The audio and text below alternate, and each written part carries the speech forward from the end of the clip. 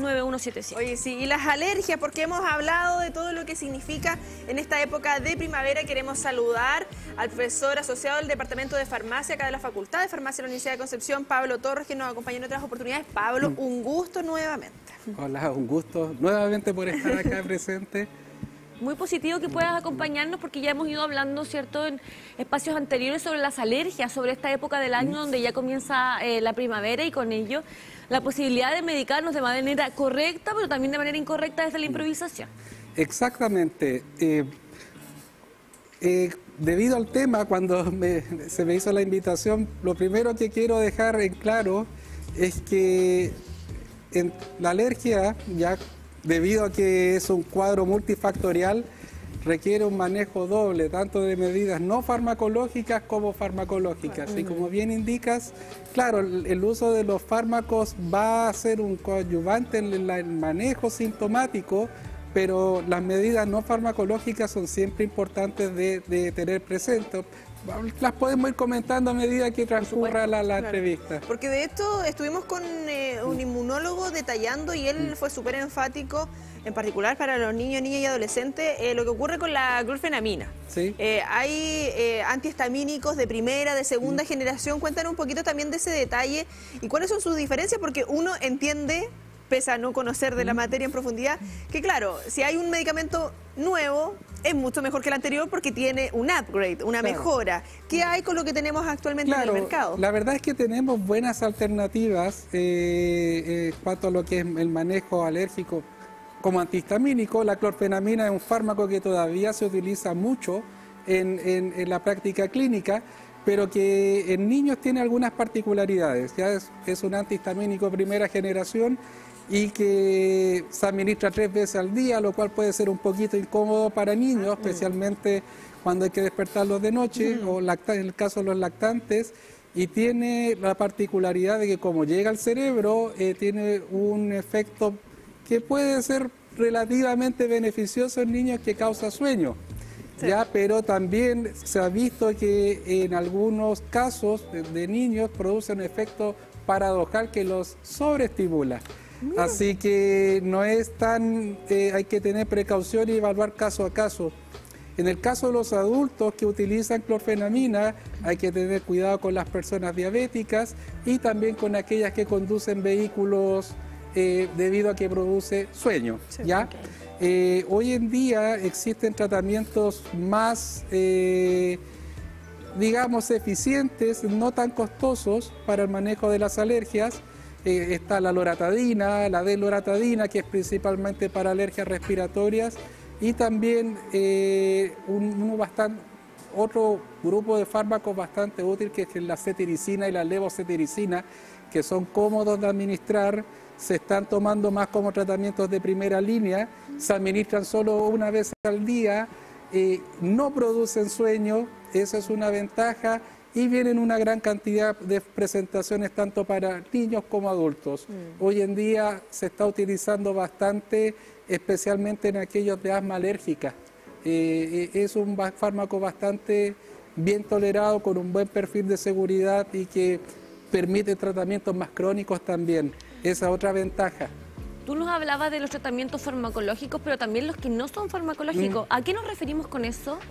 No farmacológico, bueno, es todo lo que uno debe tomar como medidas para prevenir la aparición de cuadros alérgicos y que uno lo llama como los gatillantes. Okay. ¿Ya? Por ejemplo, si soy alérgico al litre, si voy a un litre, una alergia al litre es terrible, o sea, es como casi después que uno termina como en una pelea de boxeo, o sea, completamente inflamado, uno tiene una tensión de urgencia grave, porque llegar a la anafilaxia, que la anafilaxia es como la escala max, el cuadro más grave de una alergia. Entonces, medidas no farmacológicas. Primero, si yo tengo antecedentes, ya.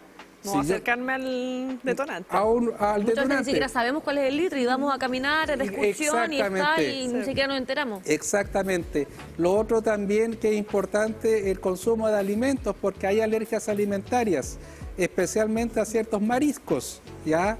Y la jaiba. La jaiba, ¿ya? Y también en algunos casos a mí lo digo a título personal, el chape.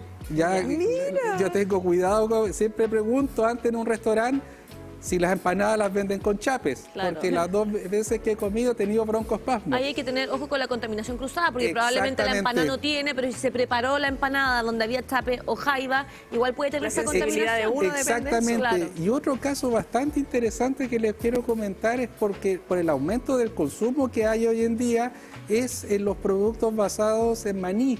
Bueno, el maní que es una legumbre que uno lo come en distintas formas.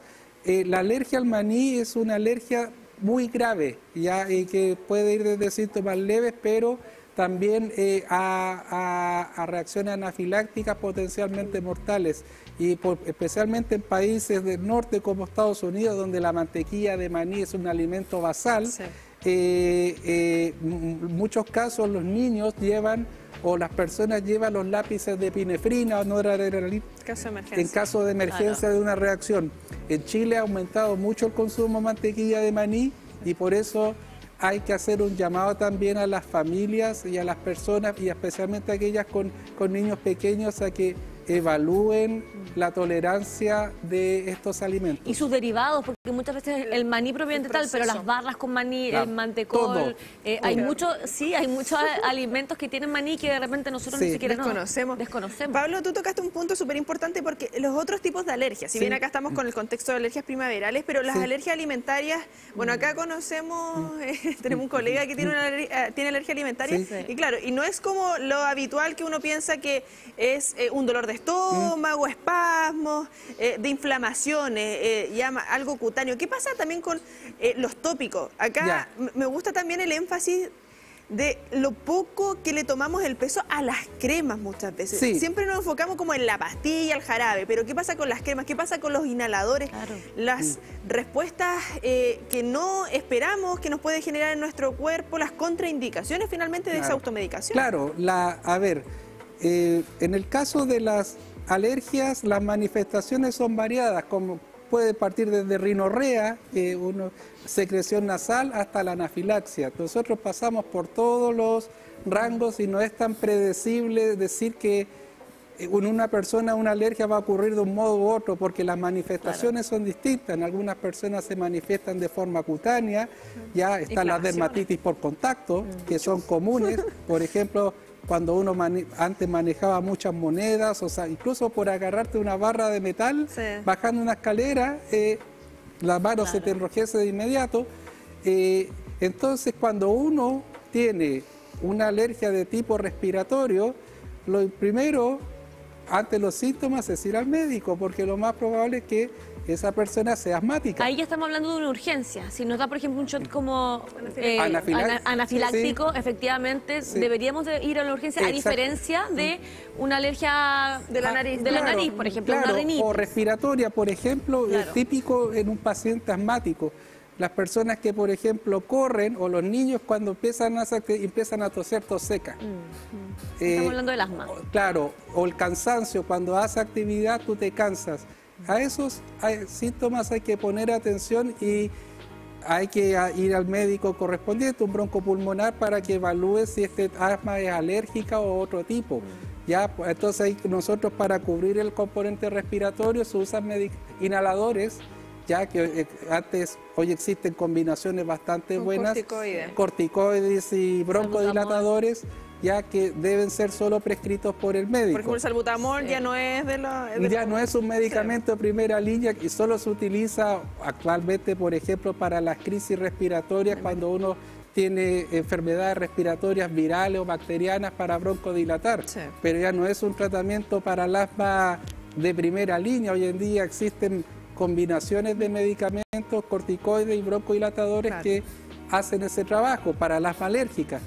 ¿Ya? Ahora, hablando lo tópico, hoy en día también una de las manifestaciones de las alergias que cada día se está aprendiendo más y que tiene que ver mucho con las dermatitis por contactos y las dermatitis atópicas, que la verdad, como no se conoce mucho la fisiopatología, los factores causales, es muy difícil encontrar un tratamiento exacto debido también a su estacionalidad.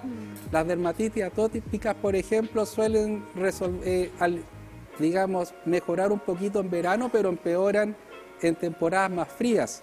¿Ya? O, por ejemplo, cuando más humedad, hongos, ahí hablo de las medidas no farmacológicas, ventilar bien los ambientes, sacudir, pasar la aspiradora a menudo, el uso de toallas, por ejemplo, cuando uno se baña. Si yo tengo una afección tópica, porque si el componente tópico predomina, si yo me baño y me seco, si hago un secado de tipo abrasivo, lo más probable es que tenga una reacción. El secado debe ser con tocaciones en la toalla y lo más suave posible. Si uno tiene la posibilidad de usar alguna crema indicada, también eso puede aligerar algunos síntomas. Claro. O también los famosos baños de avena. Cuando uno se baña en tina con avena, se echa un poco y eso aliviana los síntomas. Por eso hay que tener muy presente que la alergia difícilmente va a desaparecer la persona, nos va a seguir por el resto de nuestra vida. Hay que saber cómo tratarla y cómo llevarla a cabo. Y hay que saber cómo llevarla, especialmente en el caso de los niños, las dermatitis atópicas. Uno ve, por ejemplo, y hago este recuerdo del colegio porque fui parte de esa generación, antes compañeros se rascaban. Sí. Uno se rascaba y alergia al detergente a veces. Claro, exactamente, que no queda bien lavado y antes siempre decían, este niño es sarnoso, tiene sarna. Y eso es bastante grave porque es denigrante y la verdad es que como es muy difícil diagnosticar, eso hace que las mamás y los papás ante esas situaciones deban tomar medidas apropiadas. Antes era muy común hacer ese tipo de comentarios, pero la incidencia de dermatitis atópicas es altísima, ¿ya? Y el manejo farmacológico es siempre sintomático, ¿no? Sí. Y por eso también uno debe tener cuidado de no abusar en el uso de medicamentos y usar, por ejemplo, ropa holgada, no usar ropa apretada, ropa de algodón, no sintética, ¿ya? No usar chalecos tan motudos de lana, cosas así que produzcan, que pueden tener ese potencial, sino que usar la ropa más ligera posible y que ojalá sea 100% algodón. Pablo, siguiendo con la línea de los medicamentos, muchas veces nosotros, como padres o madres, no consultamos la fecha de vencimiento de los medicamentos. Entonces vamos utilizando medicamentos que puedan estar vencidos un mes, 2 meses e incluso un año. ¿Cuál es el problema, por ejemplo? Porque muchas veces la gente tiene la creencia de que el medicamento puede durar más meses de lo que realmente sale la fecha de vencimiento. Sí, esa es una pregunta, me ponen problemas. Polémica. Polémica, ¿podemos cortar? Por favor? No, broma. A ver, cuando se define la fecha de vencimiento, eso está establecido por estudios de estabilidad que predicen las condiciones de almacenamiento a largo plazo. ¿Ya? Y los medicamentos, cuando están en una fecha, pasada la fecha de vencimiento, yo como farmacéutico, mi recomendación es no usar el medicamento, ¿ya? Pero... ¿Ya? Es lo que se debe decir finalmente. Es lo que se debe decir, claro, ¿ya? Porque, por ejemplo, si estamos pasados un mes, una cosa así, ya uno podría hacer una concesión, pero... ¿Baja su efectividad? Ahí yo puedo tener... Generalmente cuando se vencen los medicamentos, eso se traduce en pérdidas de efectividad, pero hay otro factor el cual yo hago incentivo en que se debe desechar. ¿Por qué? Porque yo no tengo ninguna certeza de cómo almacené ese medicamento. Sí, si yo lo guardé en el botiquín del baño, que está en condiciones de humedad o en una despensa húmeda, eso, aunque esté incluso dentro de la fecha de vida útil, puede tener problemas. Así que es el llamado es a descartar el uso ¿Y dónde lo guardamos? Porque me delato sola, porque como Sí. que típico que uno guarda las cosas Sí. en el baño. En el baño, O a veces pasa cerca de la estufa, que la estufa Exactamente. y el calor. ¿Dónde lo El deberíamos mejor guardar? lugar es un lugar fresco y seco y fuera del alcance de los niños. Por ejemplo, yo puedo usar una cajita, un rack en el closet, a una altura a la cual yo solo pueda alcanzarla. Claro. Entonces, Que poner un piso. claro, no tanto como eso, pero algo que los niños no puedan subirse y ojalá Que no le llegue sol que directo. no le llegue sol directo, que no esté expuesto a calefacción, etcétera. Entonces es muy común que uno hace farmacias en la casa. Si a mí Claro. también yo llego a la casa o a veces voy a ver a mi familia, a mi mamá y mi papá y me dicen, te sientes mal y sacan ahí la caja, el botiquín de Claro. medicamentos. Y como que siempre está en el baño. Y siempre están en el baño, entonces la recomendación ahí es siempre solo tener los medicamentos que necesito. Si yo soy una persona alérgica, yo debo tener los medicamentos que me hacen efecto. Si soy una persona que puede tener tendencia a broncoespasmo, etcétera, yo debería andar con un inhalador a mano, ya, etcétera. Pero la idea es siempre tener solo los medicamentos que necesito, nada más que eso. Ok. ¿Ya? Y no improvisar. Especialmente cuando a veces se da mucho esto que uno como que tiende a quedarse paralizado ante lo que le ocurre a la persona afectada. ¿Cómo te sientes? No, sí, estoy bien. Y uno como que no actúa mucho hasta que en el caso de la anafilaxis ya la persona no puede respirar. Totalmente ahogada. Está totalmente ahogada y en esos casos a veces es mejor prevenir, en vez de estar buscando medicamentos del botiquín, urgencia. ir Vaya donde de corresponde. inmediato a la urgencia, ¿ya? O ya cuando son casos en los cuales la persona tiene mucha picazón, por ejemplo, por una dermatitis por contacto, una crisis, que vaya a la farmacia, ¿ya? Y hable con el farmacéutico y que le prescriba o que le dé un medicamento para manejo sintomático, Claro. para posteriormente hacer una visita al médico. Yo hago énfasis en el tema de las dermatitis atópicas, que son muy molestas y en algunos casos su gravedad va escalando en el tiempo, ¿ya? Eso puedo comentar en lo tópico. Y también en el tema alimentario, en las alergias alimentarias en los bebés también, que hoy en día son mucho más comunes, también son bastante traumáticas para las madres, porque como no se sabe generalmente cuál es el alergeno, y si da leche materna, se tiene que ir descartando alimento por alimento. Claro.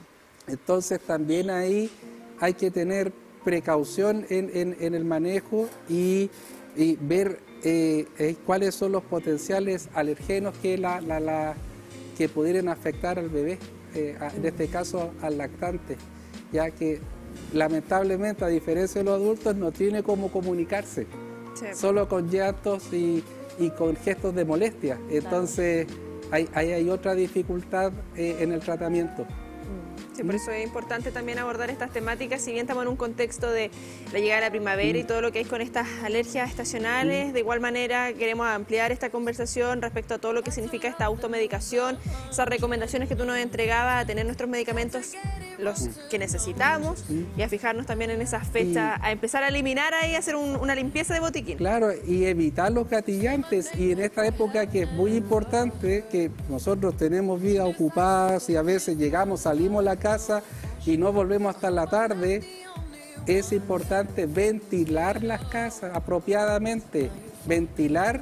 Y una cosa no menor que es, por ejemplo, usar una toalla por cada baño, ¿ya? No usar la misma toalla más de una vez. Mira. Esa es otra medida también que se recomienda por la acumulación de humedad en la toalla y también de microorganismos. Recomendaciones importantes. Ese otro tema que uno tiene a veces las toallas de mano, que uno usa una toalla de mano más una vez. Y ¿Cuántas veces la usamos? Yo la tengo 2 días, 3 días, Sí, la como el tercer misma. día. Yo igual, se sí, cambia. es un hábito. A mí me gustan las toallas de papel, pero uno... Es que la lavadora y la luz, Pablo, La luz. no hay igual lavadora que aguante. No hay lavadora que aguante, pero también las toallas de mano, todo ese tipo de A cosas. cambiarlas rapidito. Cambiarlas rápido, con frecuencia. La sábana. Y otra cosa también, cuando uno lava ropa y la seca, uno tiene el hábito de secar al aire libre. Sí. Imagínense ustedes Todos los ácaros que van quedando El polen que el puede llegar. polen que llega, imagínense aquí en este sector, con leña, Sí, ni bien, me toda la pongo a razón. secar la ropa ahumada, me pongo esa ropa y a los 5 minutos estoy estornudando. Recomendaciones que hay que seguir sí o sí, sobre todo aquellas personas que son alérgicas. Pablo, un gusto como siempre que nos puedas Gracias. acompañar a aclarar estas temas.